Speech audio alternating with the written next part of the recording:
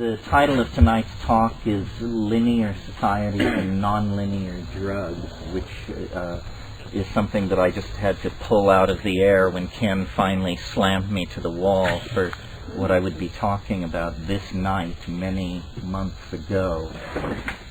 But more and more for me, especially with this group, these things have become sort of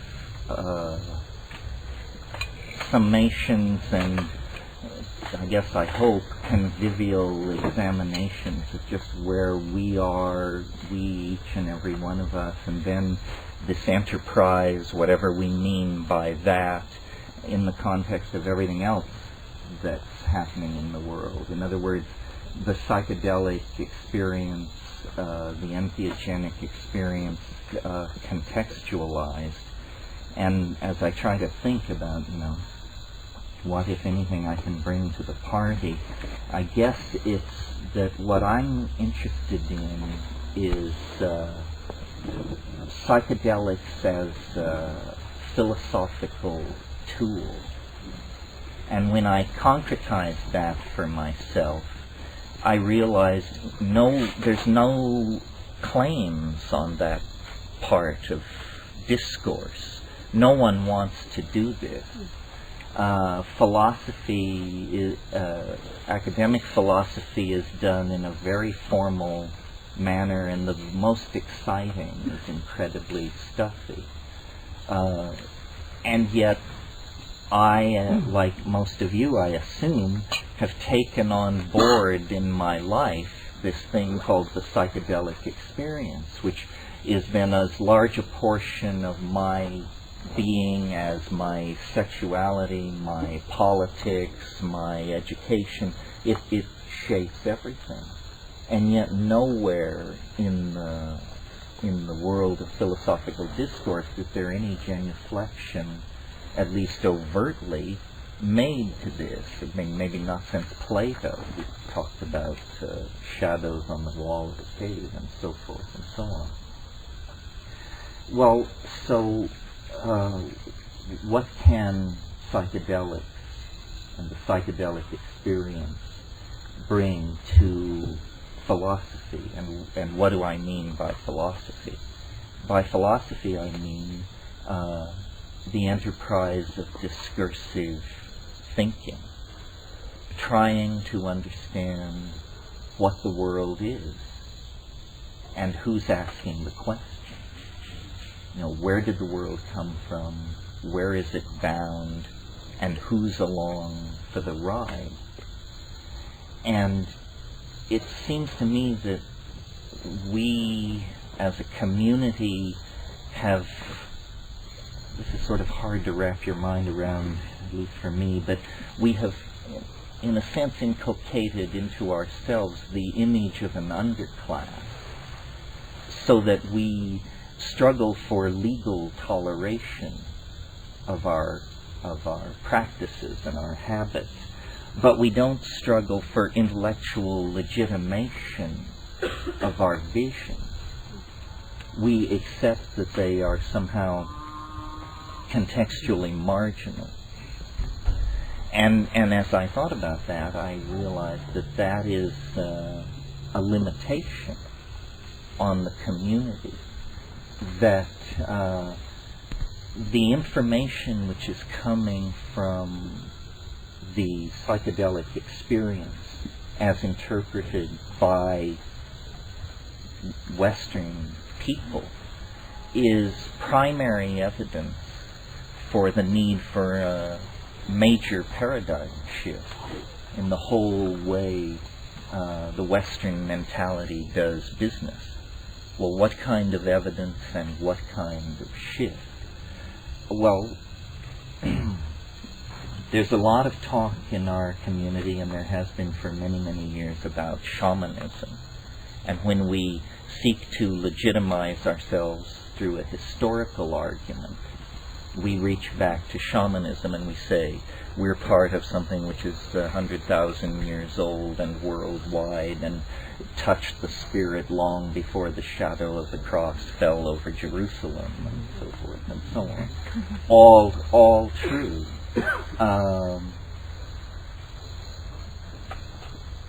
And in a way, that has, I think, that tendency, which is part of the broader tendency in the Western mind to valorize and grow nostalgic over the primitive, has put a certain political cast on our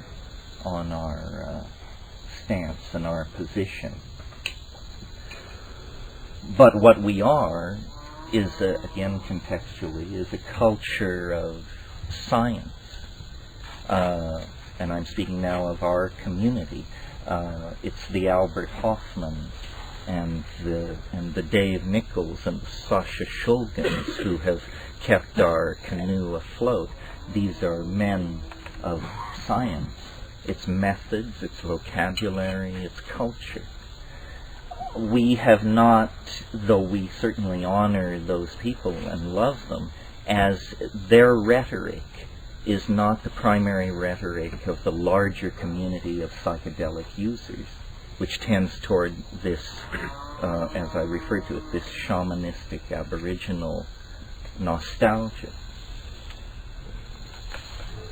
This, I mean, let me just turn left here for a moment and say, I feel more comfortable with the scientific end of things. I think the news coming out of science is the most psychedelic news there is. When I go to the internet, I go to things like Science Alert and the Hubble Picture of the Day and this sort of thing. And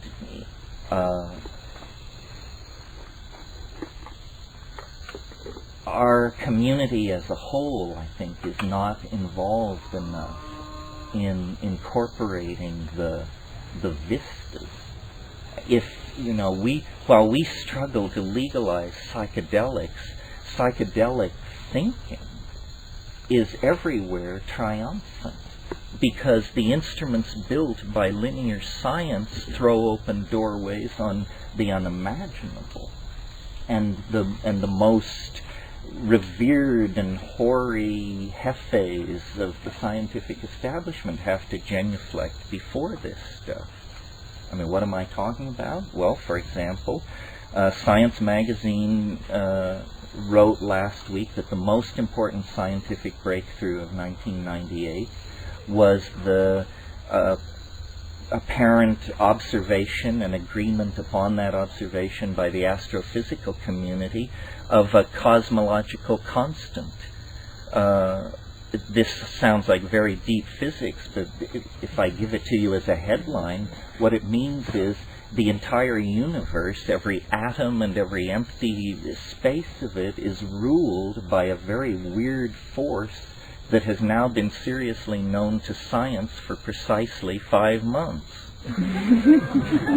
A force which is apparently going to overcome gravity's tendency to collapse the universe and to cause it to expand in a very explosive and counterintuitive and psychedelic fashion that is the complete confoundment of the core science that Western linear thinking has built. And of course there weren't riots in the streets and the electricity didn't fail, but at the very pinnacles of the antenna of the evolving civilization, there was a shudder felt in the force, you may be sure.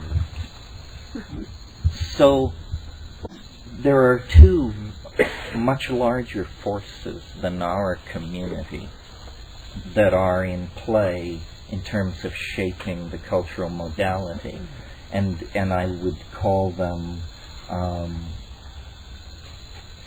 what would I call them? Well, I would call one of them science. It's the other one that I'm having trouble with. It is everything which is not anchored in the rational. The 20th century is the most spectacularly celebratory, has the most spectacular celebratory affair with the irrational since the 16th century. I mean, never before have so many prophets, wizards, wise women, casters of runes, and seers of visions moved among the people plying their wares. And part of this is brought on by the tension between the failure of the education system at the very moment of an inflationary expansion of knowledge, so that it's very hard to be au courant in all fields. And if you're not current in a field, then probably your version of that field is some kind of story, a myth. I mean, if you can't keep up with quantum physics, why not fall back on archangels? It requires less intellectual engagement or something like that. Discourse is fragmenting. Fields of discourse are evolving vocabularies so rapidly that the understanding of these vocabularies is not penetrating very far beyond the core group of workers. So then this is creating kind of islanded systems of self-reference, where outside those systems of self-reference, information doesn't travel. The people who are the gene splicers know very little about remote sensing, and both of those parties know very little about recent discoveries in astrophysics, for example. So there's an intellectual fragmentation. I live in Hawaii and in a forest in fairly remote conditions, and so I entertain all this in my mind all the time and try to, my faith, and I assume it's the psychedelic faith, although we've had some fairly existential characters in our ranks over the years. But the psychedelic faith, I think, is that the universe is beautiful in the Platonic sense, and therefore good and true. In other words, we're optimists. We're not flailing existentialists. We're not relativists, because we have a real standard to measure our spiritual coinage against. So we're not relativists. This is a point I'm really keen to make, because we're embedded in relativism. It's all around us. It's the air we breathe. But it is not inimical to the psychedelic community. I mean, I think the psychedelic experience is the only authentic source of reliable contact with the numinous. I mean, meditation and so on is all very fine, but it requires a leisure class involved in philanthropic support of this kind of foolishness, where the psychedelic experience is immediate and real. So I sit in Hawaii and I look at all this and I try to contextualize it and come out with a good story, because I think the best story will win. So if you can get together the best version of how it should all come out, so shall it be. And I work at this because in the past I've been very, very happy with the results between my interior fantasy and the unfolding of historical development. I mean, I wished for LSD, and then it happened, and then I dreamed of the internet, and then it happened.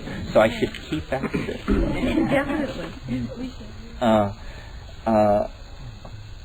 And I recently read a very interesting book called 1,000 Years of Nonlinear History by Michael DeLanda.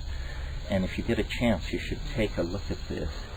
And he made a point which caused me to expand his point into this little thing I'm going to tell you now. But his point was that human beings are very involved in the movement of geological material.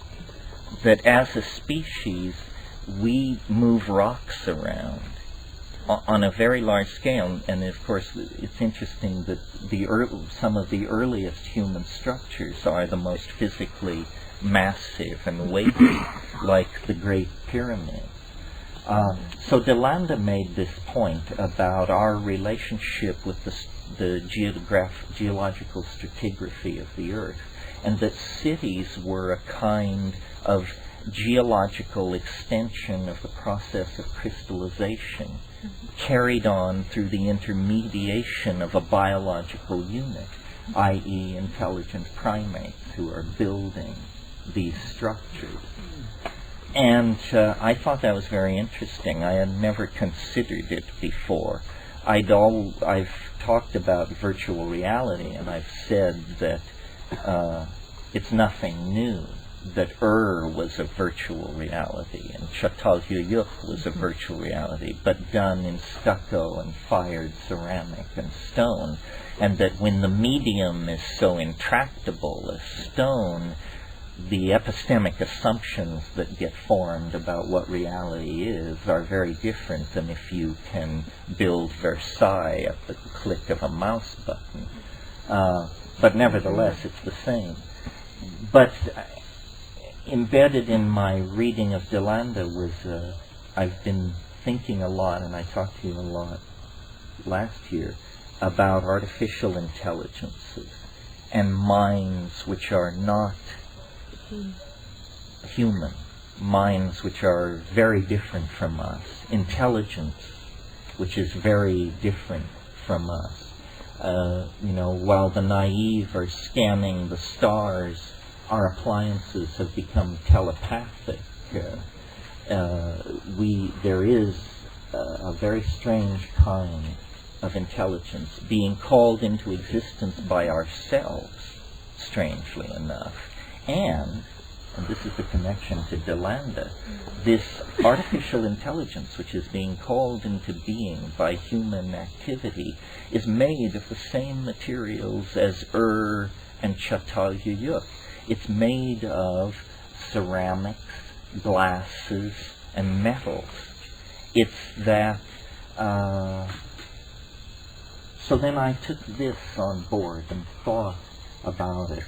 And I've sort of come to some kind of cyber-pantheistic Emersonianism, which is, here, I'll give it to you as a headline and then work backwards so that in case I forget what I'm saying, it won't be lost to suffering mankind. The Earth's strategy for its own salvation is through machines, is what it is. And human beings are some kind of, we are the deputized spouse, we are the bride in this alchemical rarefaction of glasses, ceramics, metals, and volatile materials. Apparently, the Earth is like some kind of an embryonic or fetal thing. And at the end of its gestation, what is happening is it is ramifying its nervous system, is appearing in its developmental, in the unfolding of its morphogenesis. And as we contemplate nanotechnologies and see ourselves working through bacteria and this sort of thing at the engineering level, you have to be blind to not then reflect back upon the fact that in some sense we are already working at that kind of level at the behest of it is not clear who, because nobody ever asked the question in quite this way before. The answer to who, I think, is the Earth. And that what lies ahead at the end of the linear tunnel of Western subjectivist, positivist, structuralist assumptions that we've been operating, when we hit the end of the tunnel and burst out into the larger mental space of cosmic evolution, what we are going to find is that we are partners, actors in a cosmic drama that involves the Earth at one polarity and machines at the other polarity, as the expression of the will of the Earth toward a kind of self-reflective transcendence that is achieved through machine-human biotic symbiosis. And this is, there'll never be a headline which says this. Some people won't even notice that it's happening because these large-scale processes can be described by many metaphors at many depths. But I'm telling you, I think this is what's going on. The reason I like this story is because it's not a story about processes out of control. It's not a story about human guilt. It's not a story full of we musts and we should. It's a story which gives honor to every part of the unfolding experience field. In other words, biology, technology, human culture, human traditional values, transcendent human dystopian values. It's a story of things on course, on time, and under budget. And I assume that's how nature really operates. And that we live inside some kind of anxiety-producing culture that is a necessary, I don't want to say evil, but a necessary response to conditions of stress. There are processes which,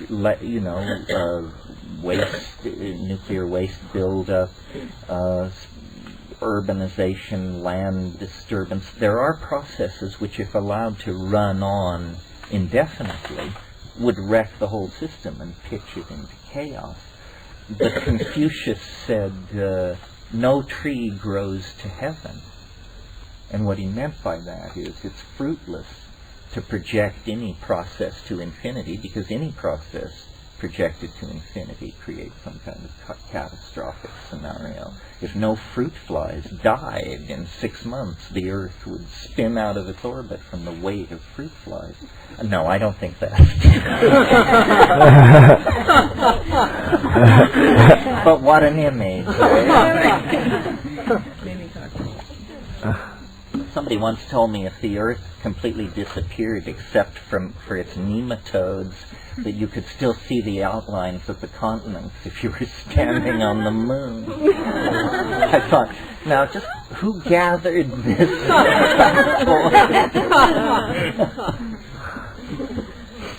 So then, to bring this back around a little, where is the psychedelic experience in all of this?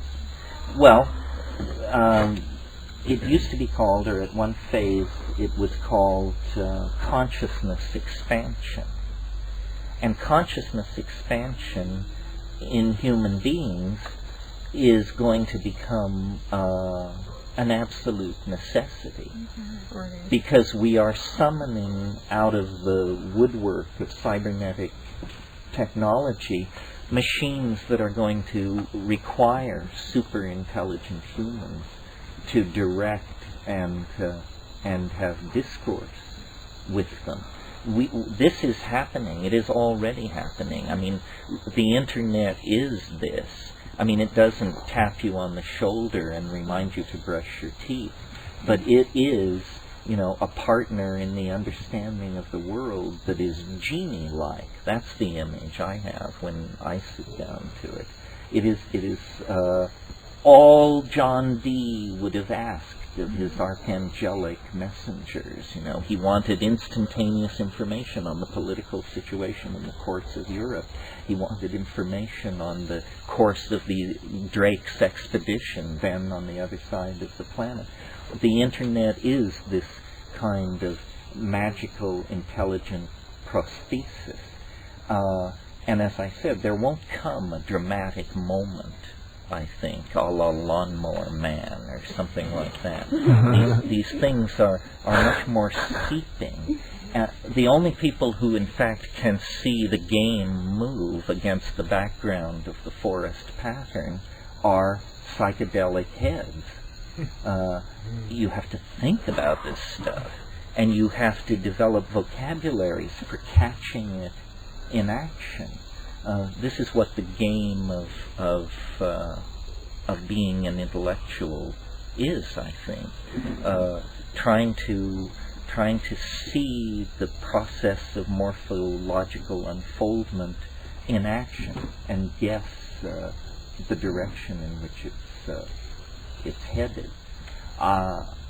Because it's inevitably headed toward greater density of information at greater speeds, higher level integrative metaphors, visually rather than textually displayed, transformation of such graphic and glyphic elements over time, it becomes more and more like the interface of a computer, more and more like some kind of machine environment. I mean, we have thought for, I assume, at least 100,000 years, maybe much longer.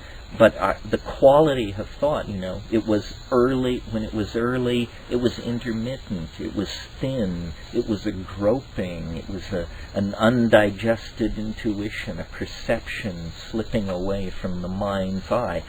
Because of media reinforcement and education and acculturation and the passage of 100,000 years, the voice of the mind, the logos, has grown stronger. But now it takes an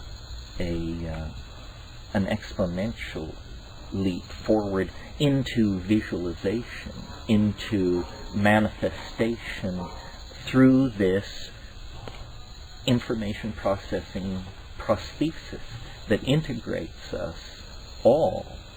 And, I can imagine a future not very far away where the individual, the expression of the individual is lowered, is more muted. I mean, this is the most individualistic, individual worshipping century, the century just ending, that we have ever known. And its great accomplishments, its great works of art were all accomplished by individuals, and political undertakings such as the Third Reich and so forth and so on, also highly motivated individuals who rose above the masses. I'm not sure we can afford the luxury of that kind of exhibitionistic individualism in the future. And I think probably it's not that we're talking about a restriction of human rights, we're talking about a transformation of human drives. The states of integration and collectivity that will be sold as public utilities in the next century are anticipated now by group psychedelic experiences, ayahuasca sections, this sort of thing. And the dichotomy, and I think I made this clear when I talked about the earth and machines, the dichotomy between the natural and the artificial is an obsession of the 20th century, hence canceled now. In fact, a whole bunch of things are canceled.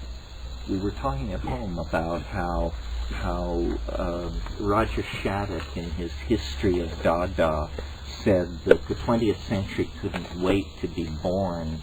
It was born in 1888 at the death of Victor Hugo. And then I said, well, so if it was born in 1888, when did the 20th century end? And I think it ended in 1992. It expired early with the birth of the World Wide Web. What defined all that, modernity, was mass media. Mass media shaped that whole psychology, and it is now archaic. It is now, it's not archaic, it's obsolete. It's wonderful that the phrase 20th century is beginning to have that wonderful brown gravy Edwardian tone that used to be reserved for the term 19th century, meaning, those terribly stuffy and confused and rather silly people who just didn't quite get it right, but were doing the best they could and muddling through, and thank God they gave way to us, the people of the 21st century. The thing that I'm coming to from my psychedelic experience and my life experience and the whole ball of wax is I said for many, many years that the world is made of language. That was just sort of one of my bumper stickers. But I think that there's that carries some of the flavor of what I want to say there, but that there's more to it than that. It's that everything is code. Everything is code in the sense that hackers mean when they say they write code. When Sasha stands up and waves his arms and draws what he calls the dirty pictures, he initiates you into a code, a vocabulary with very defined rules and quick to learn. And then they're like tinker toys. Once you know the rules of the connectivity, then you can sit down like a child and begin to stick these things together and say, well, what would this be like? And what would this be like? And does God allow this? Or does this break the rules? And so forth. The DNA is like that. Human language is like that. Human body language is like that. Machines communicate like this. In fact, this is a bridge which connects us. This is the great overarching bridge which will connect us to the machines, that they, like us, are commanded by language. And so this realization that everything is code, and code moving on many levels, is, I think, a further... It's more primary than the perception, for example, that things are made of space, time, matter, and energy. That's one level below code. The code codes for space, time, matter, and energy. It's much more like we're in a simulacrum, some kind of machine environment. And in fact, I like that idea, because I've always sensed, and psychedelics have always intensified this intuition in me, that the universe is a puzzle. Life is a problem to be solved. It's a conundrum. It's not what it appears to be.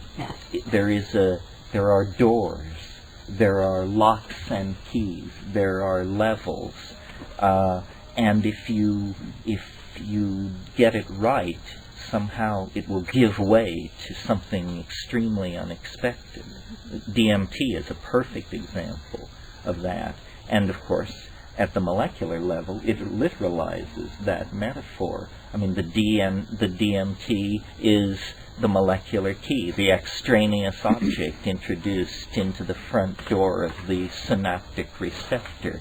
And then, you can plunder the palace for 5 minutes.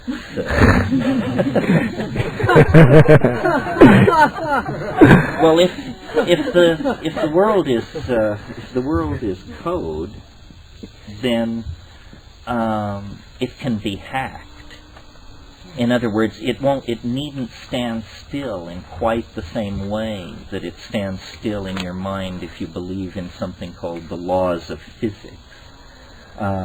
It permits magic, because it says behind the laws of physics is a deeper level, and if you can reach that deeper level, you can make changes there. And this leads on to something that I wanted to say about an earlier theme, where I was talking about the legitimation of the community's intuition. It's something that we always kick around at these things, or I always bring it up in some form, is where do the hallucinations come from? We arrived late last night after a 24-hour trip from Hawaii that was just hell, or as much hell as modern airlines can legally inflict upon us. and got stoned, and then we were laying there, and it always happens when you're cut off from cannabis for long periods like that. That we turn to it; it's 10 times as strong, and the hallucinations were exquisite. And, I've been looking at hallucinations now for 30-some years. And I looked at these last night, and I thought, if someone would ask me what were they like, what would I have to say? And I said, indescribable. Indescribable. And I looked, and I could look to my heart's content, and they were indescribable. So we always come around to this question, where do the hallucinations come from? And I suppose the unconscious reductionists among us, and I don't mean that they're unconscious, I mean that they unconsciously use reductionism, probably assume that it's some kind of like iteration thing, that bits and pieces of everything you've ever seen are rolling in some kind of neurological kaleidoscope that can run forever and just produce this endless download of drifting imagery. But there's a problem with that, because this stuff is too coherent, it means too much, it's too emotionally charged. Well, we have never really rallied as a group to try and locate in our combined opinions the one or several sources of these images. And I think that and I talked a bit about this last year, but I think this is legitimate perception of thoughts, places, things, times, and objects that either have existed somewhere in the universe, or do exist, or have existed in the minds of beings somewhere, sometime in the universe. In other words, that we have to begin to take seriously the consequences of generalizations like quantum connectivity. In other words, it's one thing to bask in the light of the overarching metaphor, which says everything is connected to everything else. It's quite another thing to say, and so then what are the consequences for me of this? And the answer seems to me to be that the imagination, the inside of our heads, really is the most vast frontier imaginable.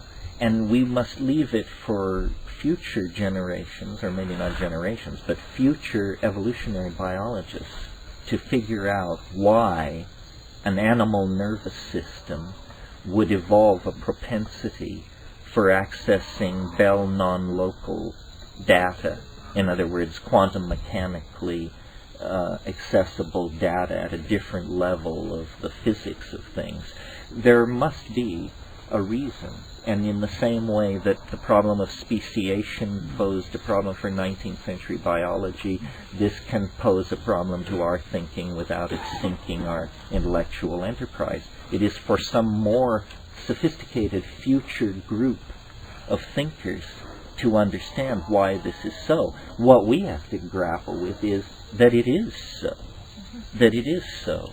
That you have the Hubble telescope inside of you. You have inside of you an informational gathering instrument that can give you good intelligence about things so immeasurably distant from this point that to state it in numbers and units is meaningless. It's just elsewhere, the elsewhere of the absolute infinity of the plenum of imagination in which apparently beings rise and fall like plankton in the sea. And of course the psychedelics are the naturally evolved nanomachinery of the Gaian matrix that knits together this cosmic ecology, this system of living relationships. I'm not impatient with the idea of extraterrestrial life or intelligence, just its pop regurgitation. But I think probably planets like the Earth are alive and conscious, and they use the technologies that the species native to them evolve to cast images out into the larger universe, that the dialogue among cosmic minds is a dialogue among entire planetary ecosystems. it can't be trivialized into some take-me-to-your-leader scenario. Still less can it validate the unscheduled visit of pro bono proctologists from nearby sites. You have to get a grip.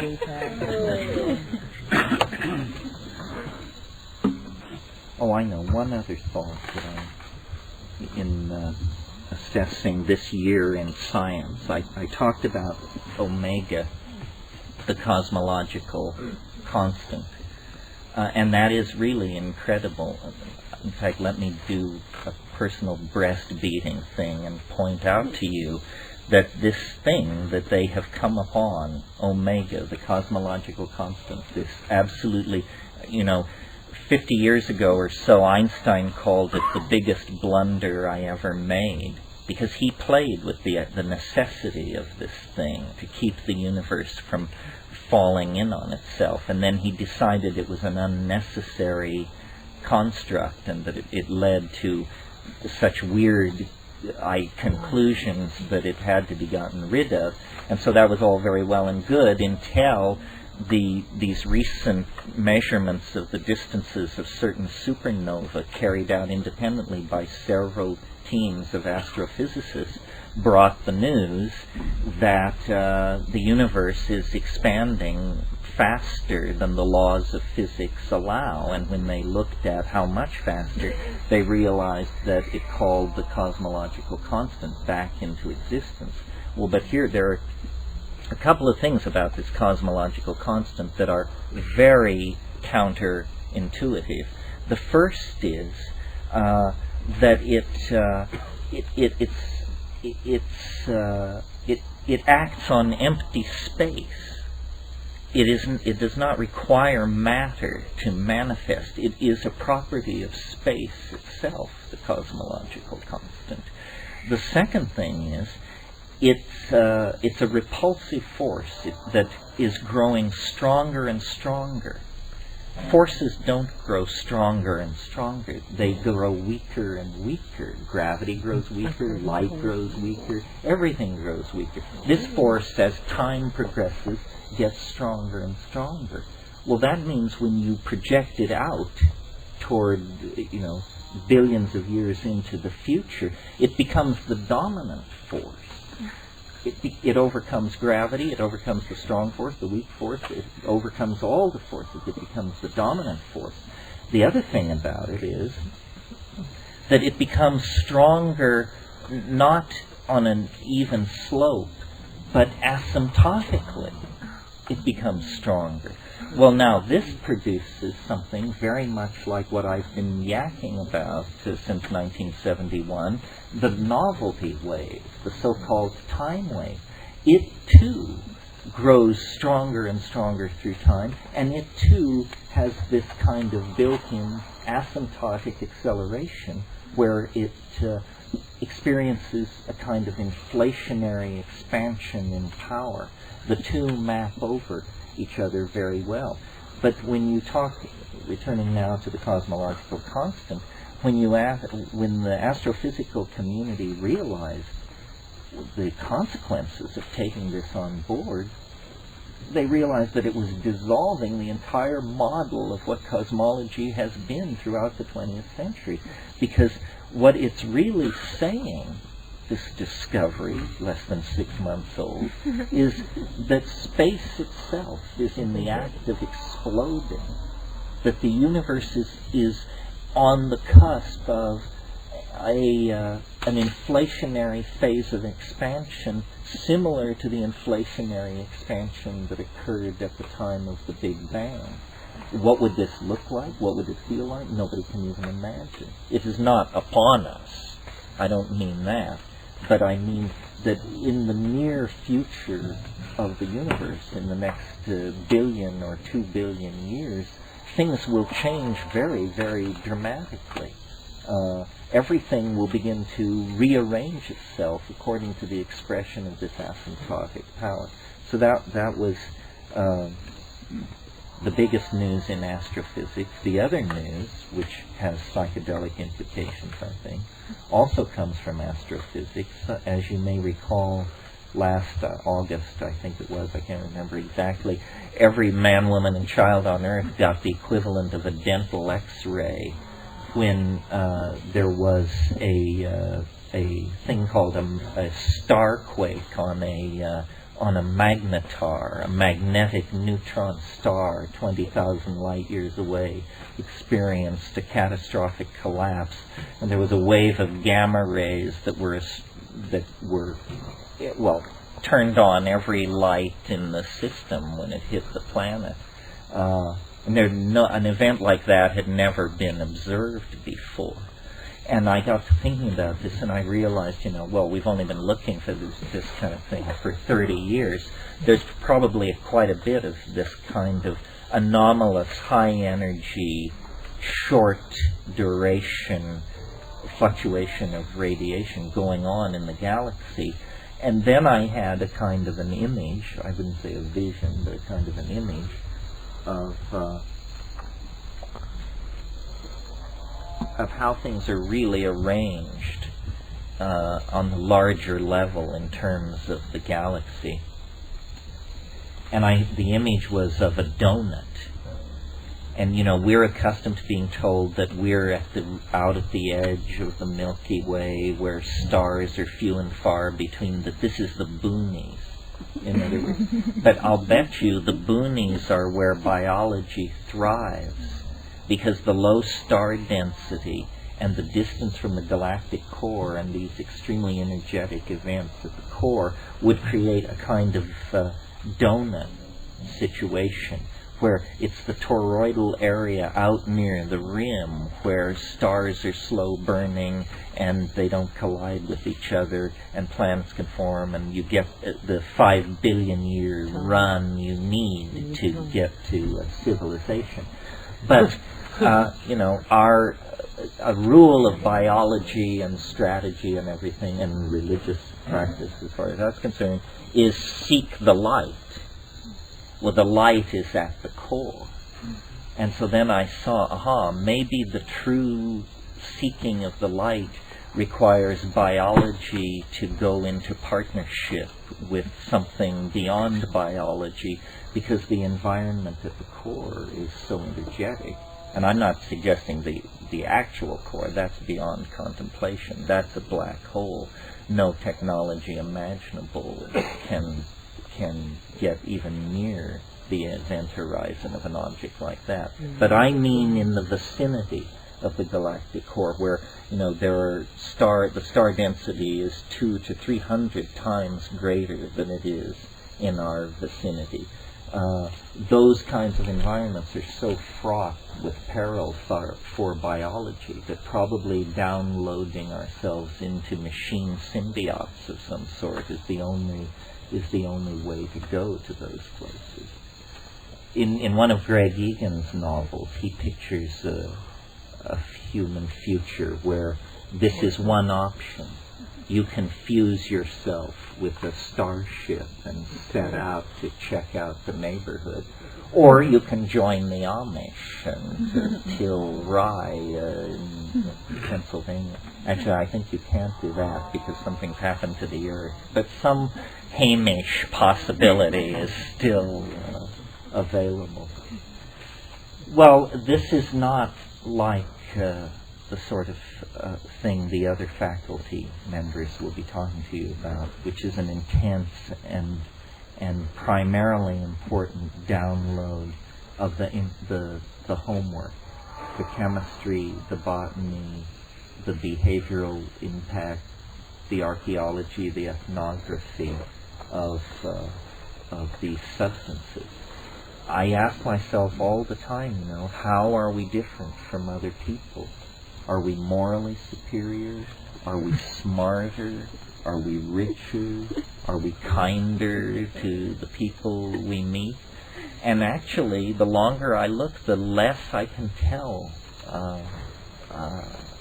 There are extraordinary examples of all of these things in and outside of our community, and extraordinary nudniks and jerks inside and outside our community. But we have in our hands tools that I think if people were correctly presented with them and understood without hype and hysteria and hyperbole what this psychedelic enterprise is about, that we would win them to our cause, because our cause is the human cause, the cause of thinking and communicating and building and bringing into existence new forms of beauty, new possibilities for being. And this can be done without psychedelics, certainly. But with psychedelics, it is accelerated. And it has a feeling not only of immediacy, but of, the only way I can put it is correctness.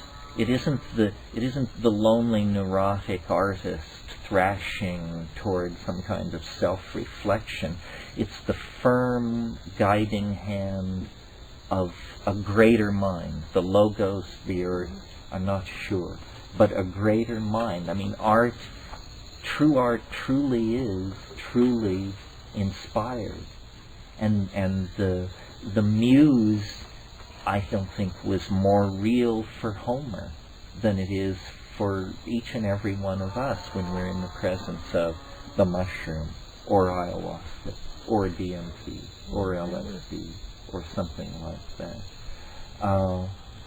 So, I suppose I will go to the grave with life as mysterious to me as I found it when I came to consciousness around 6 or 7. But I think life is, whatever it is, it's an opportunity of some sort. And the things I have been most grateful for were the things that I met at the frontiers of knowledge, of sexual experience, of psychedelic experience. Knowing, feeling, and being one with being are how I would categorize that breakdown. So I think the future is bound to be very confusing and demanding for most people. And there are many claims on each of us and our intellectual loyalties and where we put our energy. Should we tolerate relativism? Should we be Mahayana Buddhists? What's our position on the Huichol? How do you relate to Monica? All these things that are sorted out, But I feel actually like the thing that I always dreamed of in my early youth was a miracle. I didn't particularly like Oshpensky's book, In Search of the Miraculous, but I loved the title. And I used to just sort of chant it as a mantra. In Search of the Miraculous. Just one. I knew the rules. Just one is enough, because one secures the possibility of an infinitude of miracles, whether you have observed them or not. Well, now I'm 52, and I've seen, 4 or 5, which is 4 more than necessary to make me a lifetime optimist. But the recurrent, the enduring miracle, however it's achieved, is the psychedelic rush.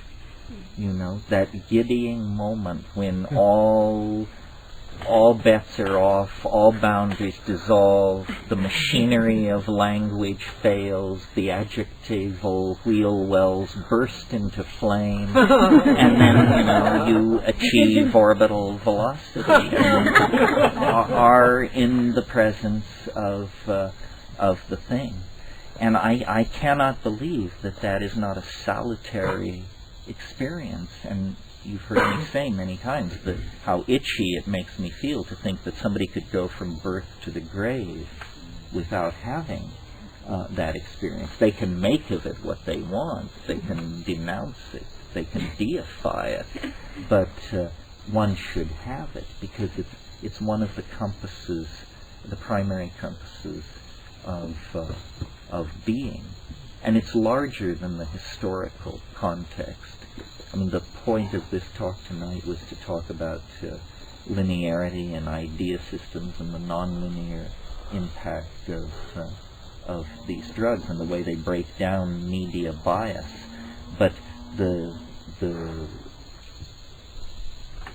all these intellectual ideas exist in the light of the sun of this unspeakable primary experience. And we can draw it, paint it, sculpt it, act it, dance it, drum it, and never take anything away from it. Never define it, never occlude it. It is a miracle. It's like having the presence of a deity. It's, I think, very hard for me to open myself up at any given moment to the full implications of how fortunate I am and how good life is in the shadow of this particular tree. Anyway, that's the formal talk for tonight. Thank you very much.